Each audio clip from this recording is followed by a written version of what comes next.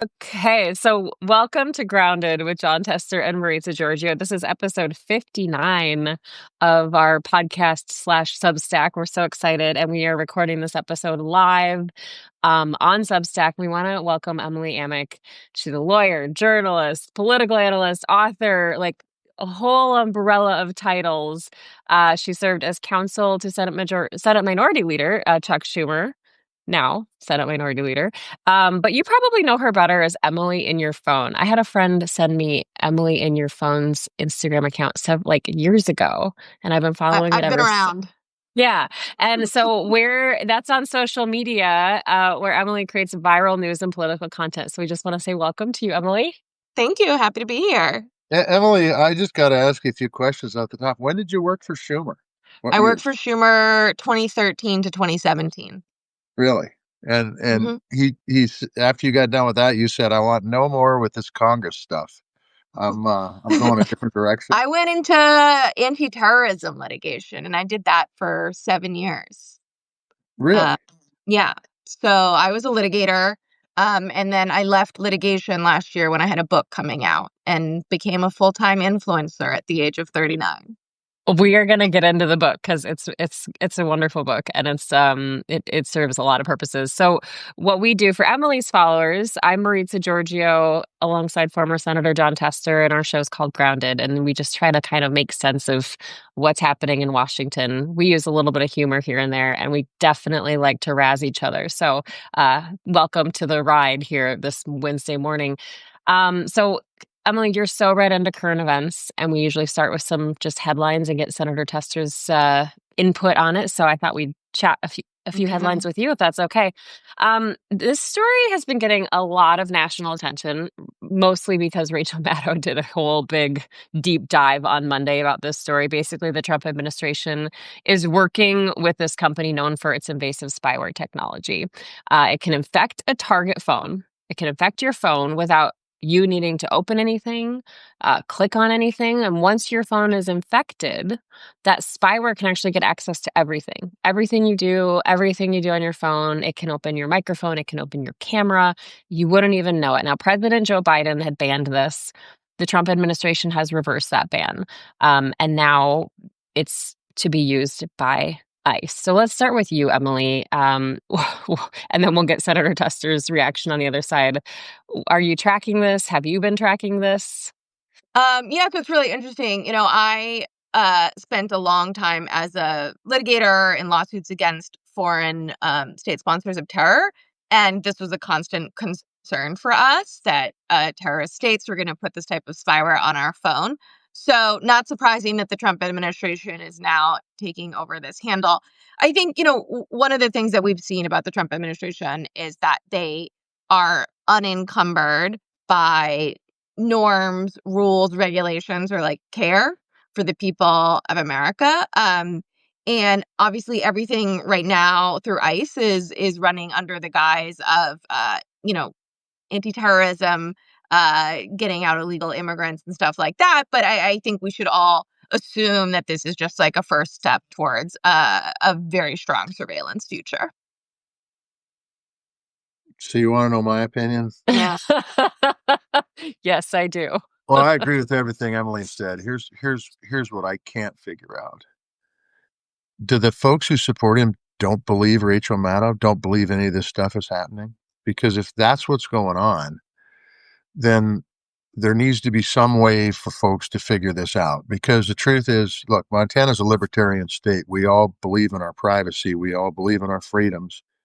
This is in direct 180-degree conflict with anything that somebody that believes in personal freedoms and privacy believes in. And to have the president do this kind of stuff, when in fact, the 18 years I was in Congress, we were always trying to make sure a court was doing court orders. We were always trying to make sure that these people out there who, by the way, they aren't good actors. They are bad actors who are trying to steal information from each one of us that they have no business to have. And the president is giving his seal of approval to this under the guise of we're kicking all the immigrants out. It is absolutely not only disturbing, but is a total change of direction when it comes to freedom, privacy, self-determination, all that stuff that this country's always stood for. So I don't know what his supporters are believing, but on this one, they ought to be really pissed off because the bottom line is that you got Big Brother that's looking at every one of your moves. If you make a wrong business deal, they're going to put it up on TV. If you say something bad about one of Trump's buddies, they're going to come after you. I mean, come on. This has gone beyond the point of America and what America has stood for the last 250 years. Yeah, I think what I was thinking about as I was processing this story and just thinking about it for the past few days, especially, I mean, this is technology that's been known to us. Rachel Maddow actually said that it's kept her up at night for years that this technology even existed. But when you think about telling anybody who, no matter who you voted for, hey, the federal government has technology now and is permitted to use this technology that could just make your phone a constant 24/7 spy device on your life. I just don't know anybody who would be excited about that. One of my uncles went to a wedding in Florida recently, and he reported back to me some of the conversations he had with other wedding guests. And he was really, I think, it it is surprising to me that their shock left, but he was really shocked to the degree which hatred of others undergirded so much of MAGA's belief system. And, I'm thinking about what you just said, Senator Chester, like, how is this happening? What does the base think? And I think to one degree, it's because of echo chambers, right? Like, they absolutely don't believe anything Maddow says if that information gets to them, which it largely doesn't because social media echo chambers everybody. But I also think, like, they are very much willing to believe that it's okay to go after them. And they seem to have this belief that it will never come on us, which is like like, I feel like that's a lesson of a lot of fables. Right. Like, it And always turns history. people eventually. Right, right, and history. Yeah. Senator, with it, you've been privy to a lot of information that I don't know about, thank goodness, because I don't want to stay up at night knowing what you know. But like, were you aware of this technology that's been on your radar? Yeah, but the truth is, yes, absolutely. But we were concerned about it from a China standpoint or a Russian Right. standpoint, not from our own government doing it. Well, we were concerned about our own government doing it. That's why we put up rules and laws. That's why Biden did what he did. Government has our government, and by the way, Chinese government doesn't either, Russia doesn't either, North Korea, Iran, you pick one of the bad actors out there. They have no right to do this, and neither does our federal government or state government or any government, or by the way, you have any right to know what I'm doing unless I want to give that information up. It's ridiculous. What it makes me want to do is just throw all this goddamn technology away, quite frankly. Honestly, I was thinking about that. Are we going to see like an increase going back to the flip phone or no phone, just have a landline like Senator Tester, but they can track that too, Senator. I know. They can track everything. So the bottom line is I don't want to go back to a flip phone because that's what Schumer had, and I don't want to be like Chuck. I just don't want to be like Chuck. Okay, so let's talk about the shutdown. Um, Listen, we are going on multiple weeks here, and if nothing changes, SNAP benefits won't go out this weekend. It will be the first time in the program's 60-year history that the feds turned those benefits off. Senator Tester and I were talking with Jim Acosta earlier this week, and as we said, there is a contingency fund designed for this that would keep SNAP benefits active even during a shutdown. The White House has simply said they're not going to use it. Emily, you had just an incredibly informative post earlier this week on your Instagram account. And it said that, after Speaker Mike Johnson says the funds aren't legally available, you gave us some more context. So I'm wondering if you can do that here for our audience who is joining us here today, and then we'll get John's reaction on the other side. Yeah. Well, I mean, they're lying. Right? Like, it is legal, right? And the Trump administration has very recently used that legal authority to cover WIC. The USDA's long-term plan for dealing when there is a government shutdown has always included this, right? Like, during the first Trump administration, they repeatedly in multiple government documents said that this is legal. There is bountiful evidence to show that Speaker Mike Johnson is lying. What is new? And so, I think what has been really, really, really upsetting for me to see is the number of conservatives who are coming online and saying, get a job. I'm sorry, can children work? I wasn't, are we, oh, wait, sorry, we are overturning child labor laws. I forgot. But like, what type of society are we in? We're like, oh, our elderly, our disabled, our children. Let's make sure that they aren't fed. It's obscene. It's ridiculous, and there are people online defending it in cute little TikTok videos. Emily's right. What can I say? This is my favorite word, Senator Tester. Here's the thing that amazes me. Either Mike Johnson is just kind of like a robot where you plug information in and he spits it out, or he actually knows that he's lying. Okay. Now, I think it's the latter. I think he stands up with a straight face and says things that aren't true, which is sad. Okay, they used to say that about other people, and it gives politicians a bad name. And what I would say is this: if you want to know what Congress can do, they can do this. They can stop the president from implementing his tariff policy. They can do a lot of things because they're Article 1 in the Constitution, but yet they refuse to do it. And anything the president tells them to say or do, they do. I'm talking about the Republicans in Congress. And I think it's sad. It is really, really, really sad. And as far as those folks out there that are saying stuff like, well, somebody needs to get a job. I got another one for you if you want to do something. And those folks out there that have a lot of money sitting on their ass can think about this. Let's tax unearned benefits at the same rate we tax earned wages. Okay?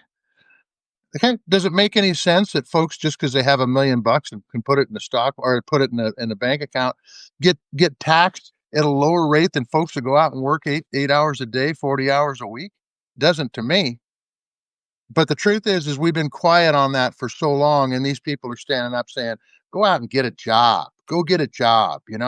Go to work." When in fact, many of these people are working two jobs already, and they Right. still can't make ends meet.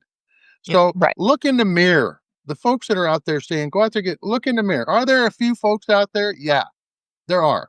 There's a few bad farmers. There's a few bad automobile dealers. I can't speak. It's too early in the Few morning. bad journalists too, right? Yeah. Well, yeah, but they usually get laid off from scripts, so that's okay. That's a good one.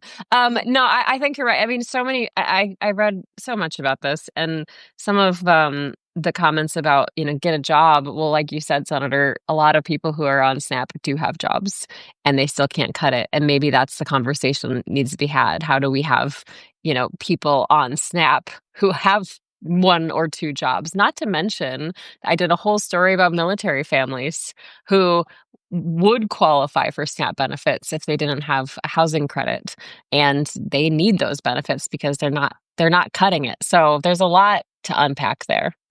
Hey, you even got school teachers that are eligible for SNAP benefits. I mean, the truth is if you want to talk about something we need to do, it's not go get a job.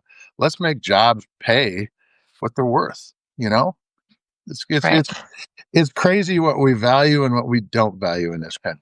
We don't value food and hungry people, and how that isn't really the way that this country should be operating. So I don't know. I don't know, man. Crazy. I'm just worried. I'm worried for the families. I wonder, Emily, do you think that this looming deadline of November 1st, do you think that's going to move the needle on any negotiations over the shutdown? I mean, I'm very interested to hear Senator Mhm. Tester's opinions on this, especially given his 2018 very notorious vote on the shutdown. So I I don't really see how this ends. When I've been talking to people on the Hill, there seems to have been no conversations going on between Democrats and Republicans right now.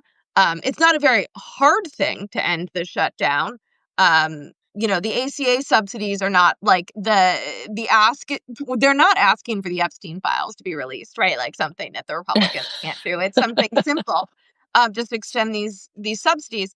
So I think that I think that the Trump administration, Josh Hawley has already been out there talking about congressional action to protect SNAP, and not that he's a canary in the coal mine of anything moral, but I do think that there is like a little bit, it is going to become problematic that we have starving people. There's going to be lots and lots of photographs of, food bank lines, overwhelming. So I do think that they might resolve that with the contingency fund, but I don't think it's going to be a pressure exertion on the overall shutdown fight, which it does feel like this shutdown fight is different. I'm interested, Senator Tester, to learn a little bit more about like your calculus in 2018 and in other shutdown fights. I think your sort of opinions on these have changed over the years, and how you think about this one. Well, look, it's a great question. I mean, first of all shutdowns are bad. People think that there are political benefits to them, and that's why they do it. And I think that's why this one is being done. I think President Trump thinks there's some political benefits to a shutdown for him. And I think, by the way, how it ends is when President Trump says, you know what, this isn't politically good for me anymore. We got to have this over with. And then it'll end. Otherwise, I don't see how it ends. I just don't. The bottom line is that, we gave $20 billion to Argentina to bail out their economy, but we won't support our own people on healthcare.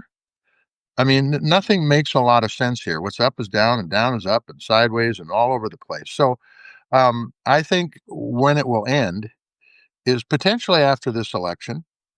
If this election goes the way I hope it goes, and that is we elect some people who care about the people they represent rather than their own political future. And and I think that the president says, hey, you know what? These policies that I'm pushing for aren't winners with the American people, and and we're going to change them.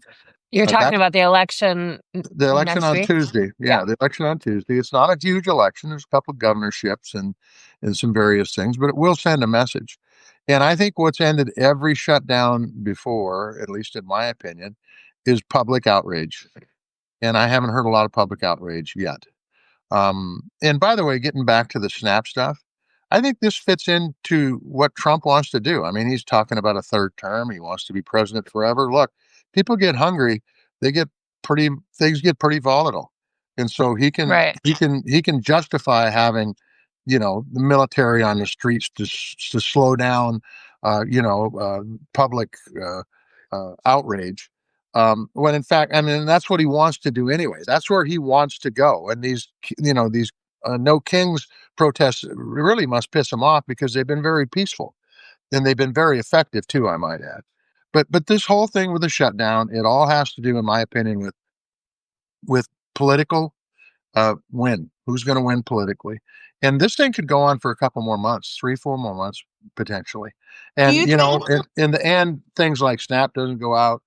Now, I'm in agriculture. The agriculture benefits don't go out. There's a ton of stuff that doesn't go out, and then at some point in time, folks like TSA and the air traffic controllers are going to say enough of this shit.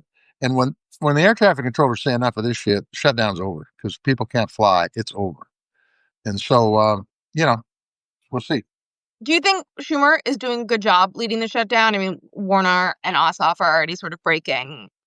Do you think there's going to be a break in the Democratic caucus? Well, I think there's one of the unions I read yesterday. I don't know if it's true or not. Is breaking away. I think they're very very hard. It's a very very difficult situation for them. I think it's a no-win situation for Chuck. By the way, I think the one 3 months ago was a no-win situation for him too, and everybody was so critical when he did do the shutdown.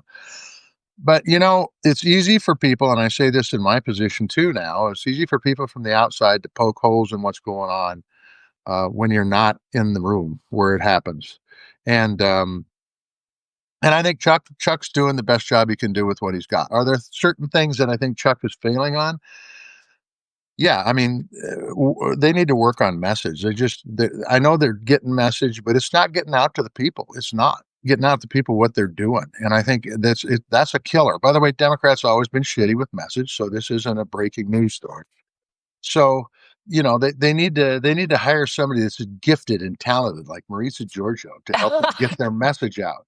No, Because the Emily, truth not is, me. the gifted and talented, yeah. Because the bottom line is that what they're doing is hard. Now, I finally heard that this shutdown could be stopped if the subsidies were put in, but the list was longer than that early on, and I think you really need to get, keep it simple, stupid, the kiss principle, and and so that's it. But Chuck's in a bad situation, man. He's in a tough situation. They control the House, they control the Senate, they control the president. They can do any damn thing they want, including opening the government or keeping the government shut down. And so he's dealing with a hand that doesn't have the number of cards in it that they do.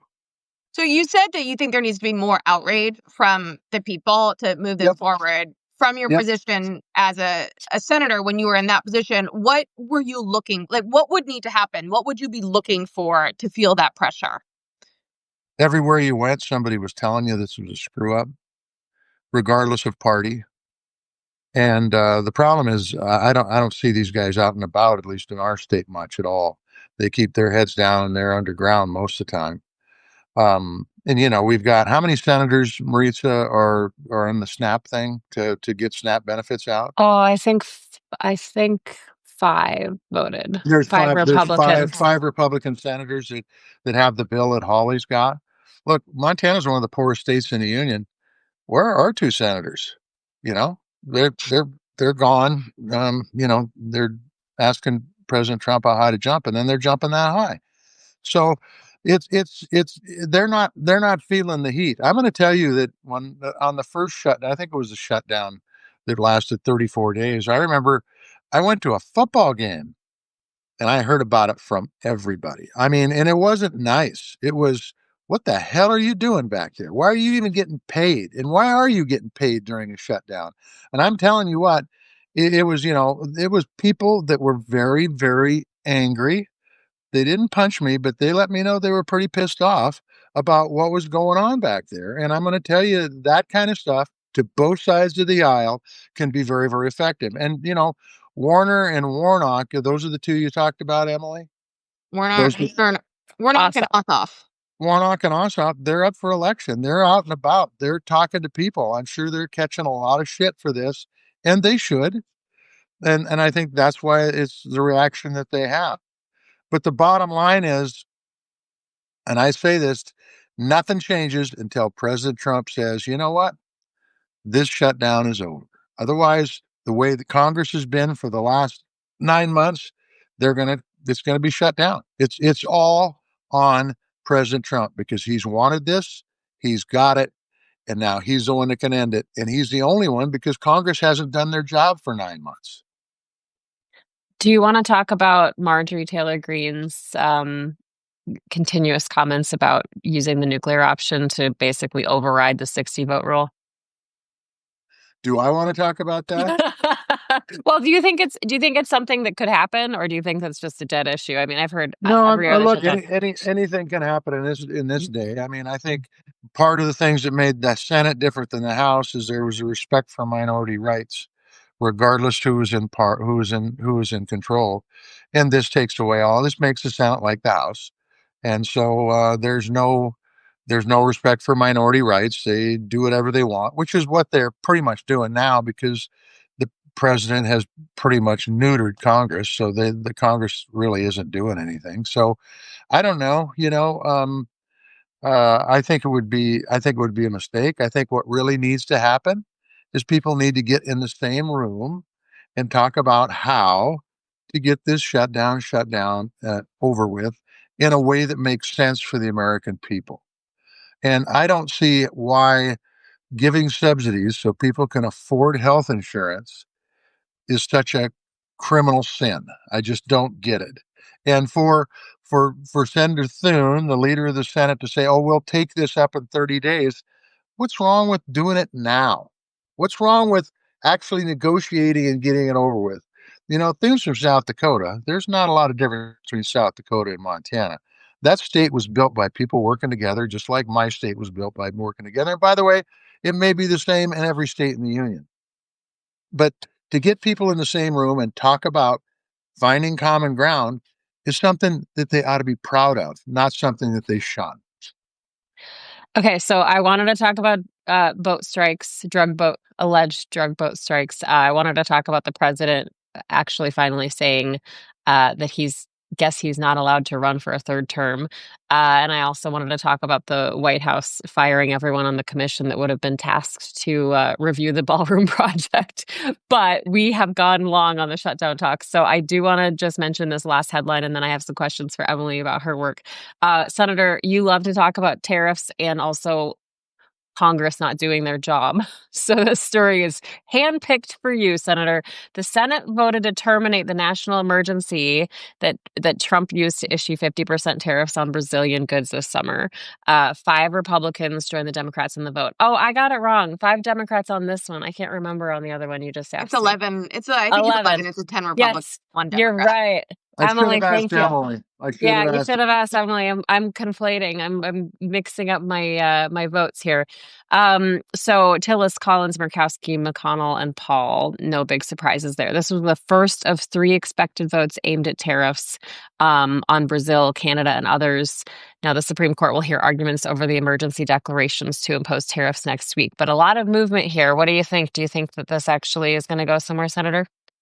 Well, it'd be nice if Congress actually understood from the beginning, because I heard many senators get on TV when Trump first implemented his tariffs and said, "Oh, this is totally legal." Well, it's not, and they've abrogated their jobs as U.S. senators. So, what they ought to do, I mean, look, Canada's our greatest ally and biggest trading partner, and Mexico's right there behind him. This should have been done a long time ago. And the problem is what if Trump says, "Well, I don't care what Congress does," like he's done before, and says, "I'm going to do whatever the hell I want"? Then what are they going to do? What are they going to do? Because if they can't keep dependent on the courts, because the courts ain't doing what they need to do either. The better than Congress, which is a low down bar. But what are they going to do?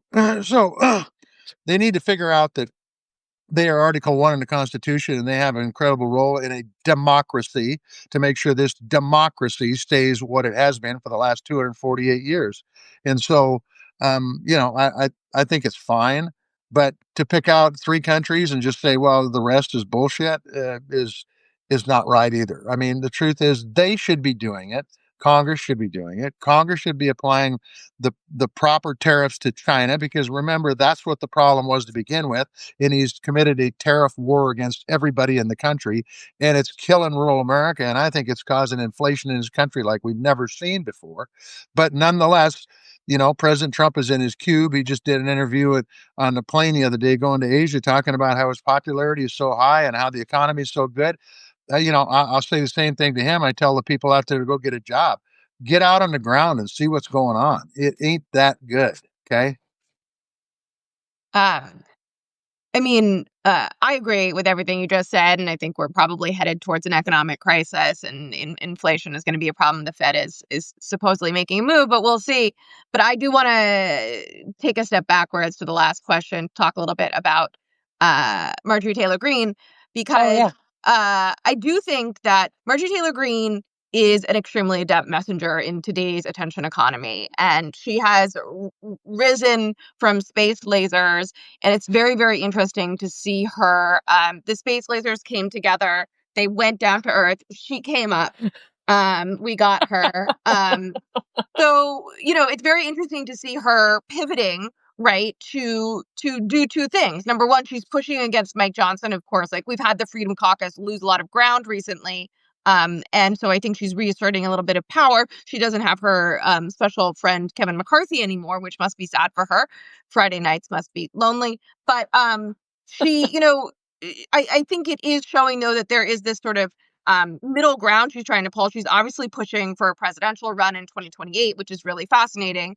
And going after the filibuster to me is really interesting, because not a lot of people in the Republican Party have been saying break the filibuster. My opinion from the beginning of the shutdown has always been this ends with the breaking of the filibuster. I have long I thought I'm like a very moderate sort of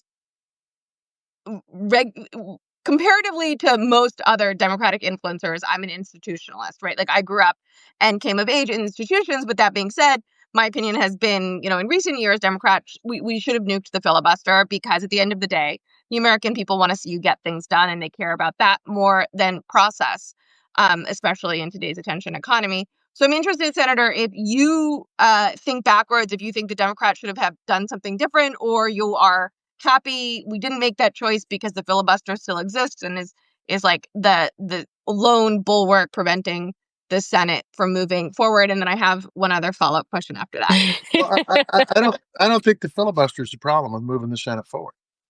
I think the problem there, and it's caused by a lot of reasons, is the hyperpartisanship in this country. How people can make money off of being crazy right or crazy left. And I think that's the problem. It's not the filibuster. It's that, back in the Mike Mansfield's days, the work got done in the middle. 70% of the people were in the middle. It wasn't that you had to be crazy right or crazy left. It got done in the middle. And people, for some reason now, compromise is a dirty word, and they don't want to get it done. So yeah, I believe in the filibuster. Here's the problem with you take away the filibuster. I think families and business like consistency. I think they like predictability. And I think if you get rid of this filibuster in the Senate, Congress is paralyzed now for a lot of reasons. So there's that predictability. But the truth is that issues will flop back and forth, right and left, and that's assuming we still have a democracy. By the way, that the issues will flop back and forth depending on the whim of the House or the Senate, because there will be no attempt to make sure people get together and talk and find middle ground, because the filibuster will be gone. And that's why I feel the way I do about the filibuster. So I wrote a whole book about people coming together and the exhausted majority taking a bigger sort of stance in politics and daily life, and the fact that it's sort of like it's the silence of the reasonable middle that has given rise to the vacuum and allowed extremists to rise. That being said, I am like so triggered, but when you were like, we just need to get a bunch of senators in a room. As a former staffer, nothing sends chills through my body more than a principal saying, you know what, the solution here is just get a bunch of senators in a room. Like, it's never done anything other than make more work for staff. Hey, hey. Now listen, I'm going to give you proof why this doesn't necessarily, it got a lot of work for staff, but there were 5 Republican senators and 5 Democratic senators that got in a room and for better part of a year talked about an infrastructure bill and got it done. Now the staff worked their ass off, and it did make a lot of extra work for the staff. But the end is we had the largest investment, and I say investment, in infrastructure since the year I was born. So when people get in a room, if you've got the right people in the room, there's a lot of good work that can be done.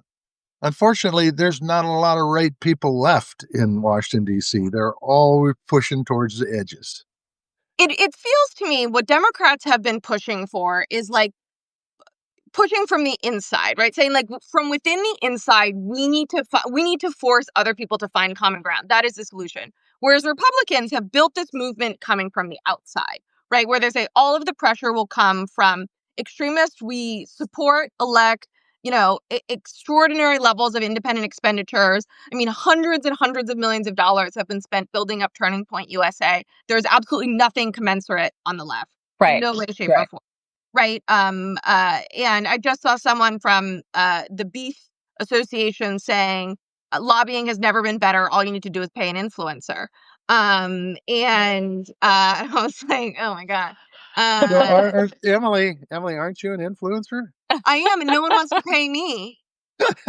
Shoot. This is my announcement. I'm available. So send me on a trip to Montana. Oh yeah, we could hang out, Emily. That'd be great. Yeah.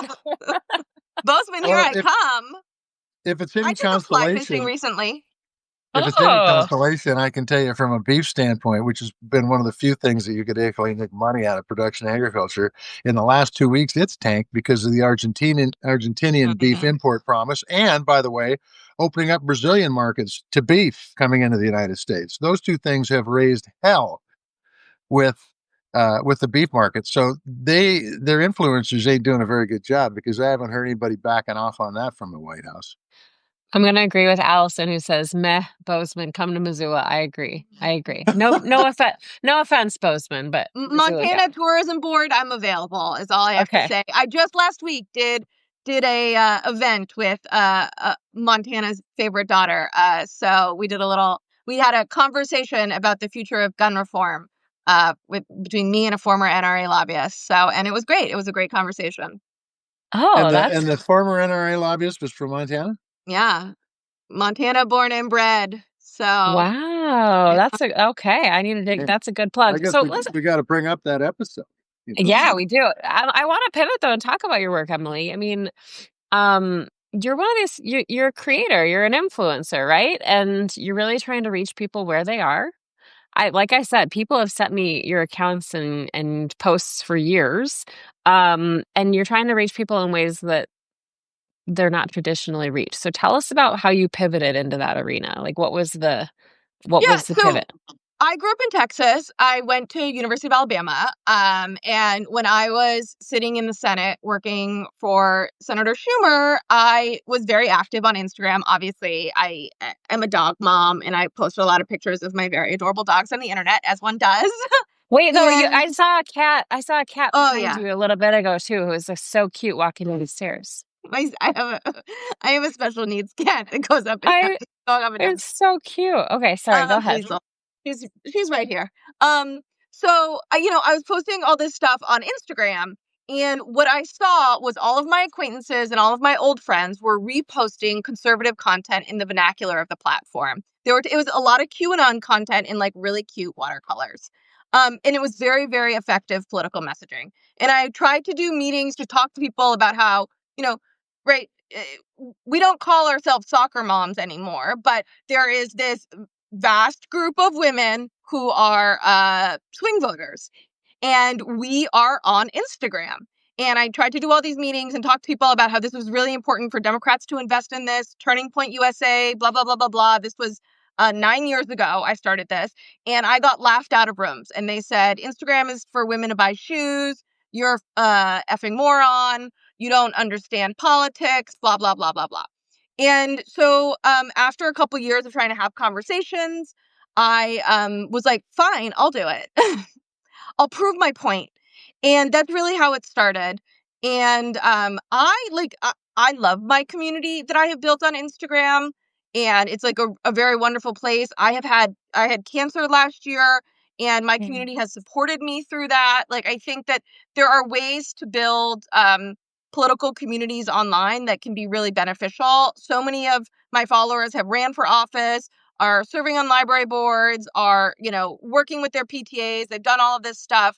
And it's really meaningful. It's certainly not at scale that we see on the right with the investment that they have on the right, but that's really how I got into it. And I ended up writing a book because I was constantly getting DMs with these questions like, I'm hopeless, I'm helpless, what can I do? And it's not a question I could answer in a sentence. And so I wrote a book because I needed 250 pages to answer the question. Yeah. But it's been really interesting. I love social media as like a consumer, and think that it's the most important political future for us. And I don't think that we are grasping it correctly, and things change very quickly. And that's very hard for the left, which is full of exceptionally bureaucratic groups run by people who think Instagram is stupid. And that's my story. Senator. Well, I mean, look, I mean, I think first of all, if you can get social media down, then you need to go back to work for Chuck and tell Chuck how to do it too. I mean, I'll just be honest. I mean, I don't. I mean, Maritza knows this. I mean, I don't get it either. To be honest with you, I don't know how the best way to approach it, the best way to get the inroads in, and maybe somebody like Mark Warner is a tech person anyway, knows how to do it, but really, I don't know that my generation knows very well how to implement social media and how to use it and how to get the biggest bang out of it. And I can tell you that I applaud the people who know how to do it and do it well, because it's kind of like knowing mathematics. It gives you a leg up when you're Yeah. when you're solving problems. That's So why Emily's available for hire, though. Emily's available. I'll work for a fee. But why, for my audience, why did you decide to do this podcast? You could just be working on your cars and working on your farm. How come you decided to do this? I'm still doing that, by the way. I'm still working on the farm, and I'm still working on cars, and I'm still doing silly shit like driving to Indiana and back in 60 hours. But the reason I did this, by the way, is because of the person who's at the top of my phone, one Maritza Giorgio, who emailed me after I had got my ass kicked in an election, and she had been unfortunately, is it laid off? Is that the right Laid term? off. Yeah. Laid off from Scripps. I always say fired, but that's okay. She laid off and said, "Hey, would you be interested in doing a podcast?" And my response was, "Only if we can make millions." Well, we haven't made millions, but it's been kind of fun. So Yeah, that's why it's we been did it. fun. This was not my idea, by the way. This was her idea, totally. Well, I'll give And some and free. there have been other people that have approached me about Yeah. doing a podcast, a different kind of podcast, but they've never been able to get the principals together to do it. And so here we are. Right. A debate podcast, I imagine. My advice to senators that has been taken a lot, but is, you have to find people who work in social media who you can hire and then trust them when they tell you what to do. Because, Yep. Even over the last couple of years, a lot of members had digital staffers, but then they would not be willing to create the content. So I think so Yeah. much of this is just trusting your staff. So I will tell you that I had a digital staffer who was several of them, by the way, who they were all outstanding, really really good, and we did some stuff digitally, and it was fine. And we cut content and all that stuff. What I really think the Democrats need to do is they need to have somebody in the big office, in the minority or majority leader's office, whoever it is, that is helping direct these folks that are doing digital media so we can all get on the same message. Okay. Because, and by the way, you don't have to copycat everything that comes out of the leader's office. But if they just give you some guidelines, you can help support a message that works for Democrats. Feeding hungry people might be a decent thing to be doing digital media on right now. Talking about how tariffs have increased inflation might be important. And if you have 50 people doing it instead of one individual person doing it, I think it has much more of an impact. So I think Senator Booker theoretically has staffers like that who are working with the leader's office. My opinion has always been, right, even if you have these 50 members, they have not built up. They have not spent the time over the last 5-10 years building up social media accounts that have Correct. reach. And there isn't a significant infrastructure of Yeah, liberal influencers to them help amplify them. that's right. One of the best ways I've heard to think about social media accounts is that it's a weapon. And you have to build the weapon so it's ready when it needs to be launched. And we Yeah. didn't invest that time. They've all started in like the last 3 months. They've like discovered the internet. Yep. So here's the challenge that I had. Now I'll just be right honest with you. I mean, I was focused on policy, Right. and so the stuff that the digital media was sec. I mean, that's what I did when I got done working on a policy. When I made sure all my staff that was doing policy work and constituency work back in the state had that done, then we would focus on that. And oftentimes, it was something that we did as kind of a come on in, we'll do Afterthought. this. It'll be kind of fun. Yeah. And I said, then I can tell you, my digital staff say, okay, that's fine, but I'm not spending all day doing this. Let's get this in. Let's get it done. You know, tell me where we're going. And so you would do it. And it was not part of what's important in your job. It was, Mhm. well, we're going to do this because, it might help. When in fact, and I hate to really say this because I think you need to be focused on policy, when in fact, it should be much higher up in the rankings of what needs to be done. Yeah. I have been told that by many members as well. One told me I have 20 things to do in my day, and that would be ranked 21st. Yep. And, look, I was seeking constituent services for my clients for many years and trying to do that. I could not get them from a lot of the top Republican voices, right? Like they were not doing any constituent services. And Yep. when you look at sort of the staff, especially on the House side, they'll have like no policy staffers and 4 people in their press office. Yeah. Like it's infrastructure that's been So built. Emily, how did like when you talk about how there's no comparable effort on the left, like this is effective as what the right's done, especially with Turning Point USA. How do you change that? What's the roadmap? What does that look like? So, I mean, there's a lot of groups now that exist. Well, there's like 4 or 5 that exist that are trying to raise that money. I mean, one of the problems is we're very far behind, right? So if you're starting at ground level now, there's a couple of groups that have existed for a couple years, but it's hard to build a massive machine with like a multi-$100 million a year budget from the ground up. So I also think things online change really quickly. You have to be really willing to pivot. So the reality is it, having members do good social media is important, but nowhere near sufficient. You need this entire outside situation. My belief is that all of the groups need to change their attitudes, and that there are a lot of organizations that do exist that are running on $60-90 million a year budgets, and they are not doing what they need to be doing on social media, and they could be.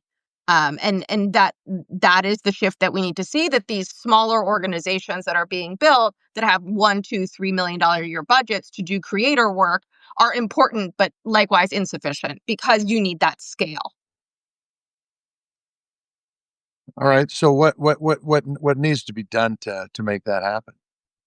Because I agree with you, by the way. You need scale. I mean, you got to have scale on everything anymore. Yeah. I mean, small businesses are under attack because they don't have scale. Yeah. Oh, ugh. So what do you do to get scale? We could do a whole other podcast on the Chamber of Commerce, and it could be 5 hours. Yeah. Infinite amount of things to say about the chamber. Just anger rising.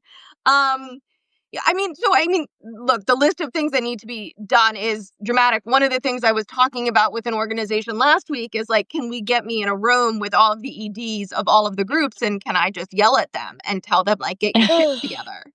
And they were And like, I bet well, they probably like all that. raised their hands and said, "God, I want to go into a room with a bunch of other people like me and get yelled at by Emily." Yeah. I said, it hasn't worked for me yet, but maybe one day. But I think that one of the problems is the incentive structure for organizations, right? Which is so much about pleasing donors and boards and things like that. And those people are not the people who are online. And that is fine. But I think in a changing environment, you need to realize that you need to shift your incentives, and it can't be totally focused on donors. So I think that, it is going to require, in the same way my statement to like members is, you need to have a staffer and trust that staffer and be willing to do the work of investing. It's my same point that I have to these executives. But I don't, I've had this conversation with a lot of them, and they really don't like it. And so I thought that 2024 was going to change things, and people would move beyond, we need a Joe Rogan on the left, to realizing we need like an infrastructural change. I'm not sure if people really know what that looks like right now. People are sort of like waiting, and we don't have time to wait. Like, every day lost is a week lost, in my opinion. I'm like level 12 fire alarm level. Well, I think it's a fair point. And I think that's why your book is so fascinating to me. The book is called Democracy in Retrograde: How to Make Changes Big and Small in Our Country and in Our Lives. And you said that people were sending you direct messages saying, what can I do? What can I do? And I see people on our chat right now saying, like, how do we do this? What do I do? So I know that you said you needed 250 pages to tell people what to do, but can you give us like a good Cliff's Notes version of what that looks like? And because I get the same messages, Senator Tester gets the same messages. What do we do? Yeah. So I have a couple different things. The core of the book is about helping people come up with a civic action plan, which is a sustainable way to be politically engaged, right? Like, you cannot just show up on an election every 4 years, every 2 years. You need to find something you can be doing every week that you are passionate about. And a big part of the book is also that, like, this is going to make your life better. If you do this, you will find friends, you will find community, you will find joy. all of these things. We have a loneliness epidemic. And the solution to the loneliness epidemic is not screaming at each other online. It is, in fact, like going to a proverbial bowling league and hanging out with the people in your community, which likewise has the impact of getting people with different political views together and talking, so you stop thinking everyone who doesn't agree with you is evil. Paging Robert Putnam here Yeah. talking about So bowling leagues. my editors had to limit the amount of times I discussed Robert Putnam. They were like, you can't, Emily, you gotta stop with the Putnam, no one cares. And I was like, I care. No, but people care, and it's a good point. Like, you need to join these groups. Like, you need to get out and be with people. But go ahead, sorry. And, I think that what has happened is there's been this really bad cycle. You show up to events, there are people who are mean to you, and so you don't want to participate, and it's created a vacuum where these extremists who are bullies taking over institutions large and small. And then you combine that with the obvious infrastructural change. And a big point of my book is to say, like, these people in charge, these corporations who want unfettered access to pollute our waters, who want to be unregulated, who want to, tariff everyone so they can make money. They want all of us to feel hopeless and helpless. They don't want us participating in democracy. It gives them more power. And so you're giving them what they want. It's why there's all of these bots online. Like, why China and Russia and Iran are spending so much money on bots that are just chaos agents, right? Like, they're not achieving a political goal. The goal is to hear chaos for a reason. And so that's a big part of the book. I'll say, like, online, there's very specific things I think people can do. I think I try to post those, like, when I have good ideas, calling your reps. For the Snap thing, I posted 5 things people could do today. Following social media influencers who you like and paying for their paid Substack is really helpful. Like, there isn't a big brother paying liberal influencers significant sums of money to exist. Russia was paying conservative influencers $100,000 a month last cycle. And wow. Right, on top of what Turning Point and Town Hall and Breitbart and like all these organizations are paying. So the scale is different. Emily, can I ask you something? Yeah. I mean, you're 39 years old. Are you 40 now? Or are you I'm 39? 40 now. You're 40 now? Emily and I are the same age. Really? So you're getting old. Let's just put it that way. I am. So, Send me up the pasture. But you said that Russia was paying, I don't care who they are, conservative, liberal, but you were saying they're paying conservative influencers $100,000 a month. Is that what you said? Yeah. If we come to the time where people will do anything for money, I mean, anything. I mean, we live in a country that has given us great opportunity for generations and generations and generations. Russia has been our foe from the day I was born and before. And these assholes out there are taking money from Russia to try to destroy this country? Yeah. Yeah. I mean, it is big influencers who have since been invited to the White House and given seats in the special new White House press room and in the Pentagon. No, it is really unbelievable. And what is also unbelievable is that, like, MAGA doesn't care. Do you have their names that got this money? Yeah, there's an expose came out last year. I'll find it. Well, and I mean, when I was at the RNC last year covering that, our political coverage when I was still employed senator, and TASS was there. TASS was a credited member of the media. That's the Russian news agency. They were given credentials at the RNC. I mean, I gotta tell you, I don't get it. I mean, in a country where we've been faced with nuclear destruction from Russia forever until the 80s, when, by the way, we'll give Reagan credit that the wall came down and Russia was dismantled. Now these guys are trying to build this back up again. I mean, really? This is what the right has turned into, because I want to see the pro-family, pro-defense, smaller government, less taxes, conservative, when in fact our debt has gone through the roof since Trump's got into office. I mean, really? I mean, this is what they stand for now? They stand for Russia becoming the United States becoming Russia? I mean, my God. I mean, oh God, people got to wake up. Yeah. This is why I don't get invited to parties anymore, by the way. So you're saying that I just I've ruin either got to every be in. conversation. So I've either You got to can be come to in. my party. I've got to start being in denial, or I won't get. I don't get invited to parties now. So it's. That's not true. You don't go to Someone parties. Someone said it's confusing getting these lists on a podcast. Where can I find them? Well, I wrote a book, Democracy in Retrograde. You can buy that book, get it in print. Don't get the audiobook because there's lots of things. It is targeted towards like millennial women. But Well, you might that's like why it. I love it. Like Yeah. you and I are both geriatric millennials. That's what we're called, Senator. Geriatric Elder millennials. millennials. Okay, yeah. But I like there are quizzes. There are quizzes in Yeah. this book and growing up on the magazine quizzes of the 100% late bring 'em back. 90s. Like bring them back. No, So stop. Can the quizzes be applied to men too, or just women? 100% they can course. apply to Yeah. men. There's a civic Well, personality quiz. ask me a Ask question. I love quizzes. Is this can this be a pop quiz? Okay. What is it? I gotta come up with something. What's the quiz? How do you take your look from day to night? How do I Has what? that ever come up when you he had has no idea what that means. no, this is a very specific reference, Senator.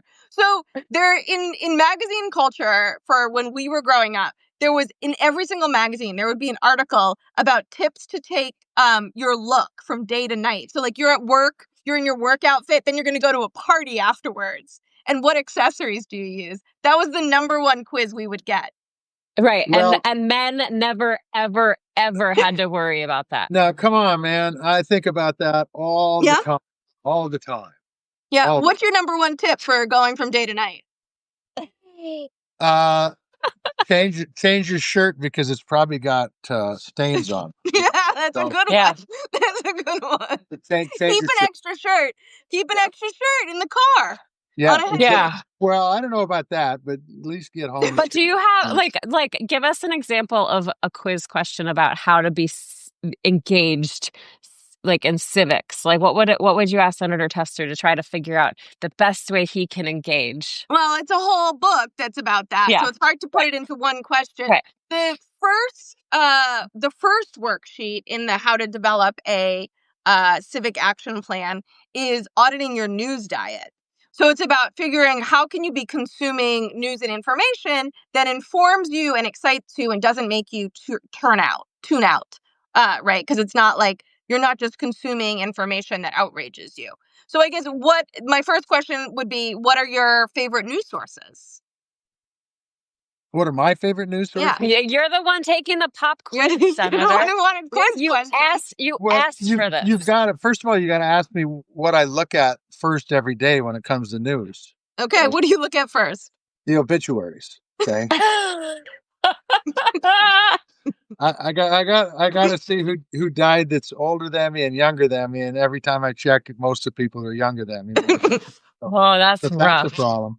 And then I look at a lot of different news sources. I look at the local newspapers mainly, which by the way, there's only really one in the state. And then I look at the online news stuff, and I check that out. And then I go on the conventional media sources, like MSNBC and CNN. And I should check Fox more, but I just don't believe much of what they say anymore. So why waste your time?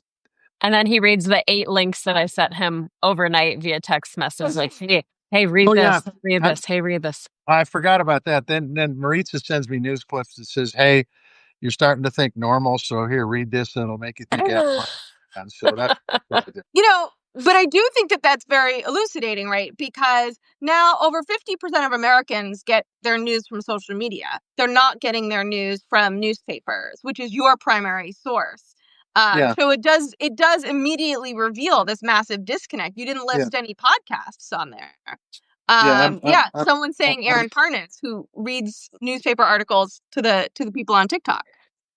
That's right. And we had Aaron Parnas on, and I send him Aaron Parnas' Substack all the time because it's like very concise and easy to just catch up. And he's very, very good too, by the way. And He's very, very good, outstanding, in fact. And so I get it. I can tell you when I was running last time, I was at a fundraiser, which is what you do when you run for office. Hopefully, we can get that changed too, so we can take some of the money out of these politics. I think that's part of the problem. But I had a young man come up to me. He was probably 25, maybe 30 at the most. And he says, "Where are you going to spend this money?" And I said, "Well, we're going to spend it on TV, and we're going to spend it on digital ads." And he says, "Well, the only place," he says, "I don't watch TV." And I says, "Well, where do you get your news?" He says, "I get it from Facebook." I don't even I can't even get on Facebook. If I want to look at a car, I get on Facebook Marketplace. But other than that, I haven't seen anything on Facebook that's worth reading, quite frankly. And so why? I mean, really. I Mhm. mean, I get it. You got if you're I mean, I'm sure I had people on my staff that got I had a Facebook account as a senator, but I never ever did it. Somebody else did it. You still do, by the way. Oh, I still do. Sorry. And you do it. So I mean, that's the way it is. But the truth is that how do you get news on Facebook? I mean, just because John Tester says it doesn't mean it's a fact, for God's sakes. Well, Or just organizations have Facebook accounts. So I the mean, problem is there is real news on Facebook, but there's also a ton of a fake lot news. of Russian-backed news outlets have Facebook accounts and a Right. lot of AI content, and it's algorithmic, right? So like people are not choosing what content they receive; they're being given information, yeah. which is like right how a lot of people explain the 2016 election. Well, we have like we could go on and on. I mean, I would love a regular segment of Emily and I just like basically bullying you with our geriatric millennial takes because I think it's pretty good. I'm I easy to like be bullied. I'm I easily like this. bullied. Hey, Yeah, we're giving him a whole education series here. But Emily, I just like thank you for all the work you do and trying to reach people and we're so glad you joined us. We're so glad you joined us today. we went way long, so Way long. We did go. sorry about that. Sorry, We but did go thank you way for long, being but on. there's so much to talk about. And if you like, I know people keep asking, like, where can I see this summarized? We don't have time. We don't have time. But Emily, you have all kinds of social media accounts and also Substack.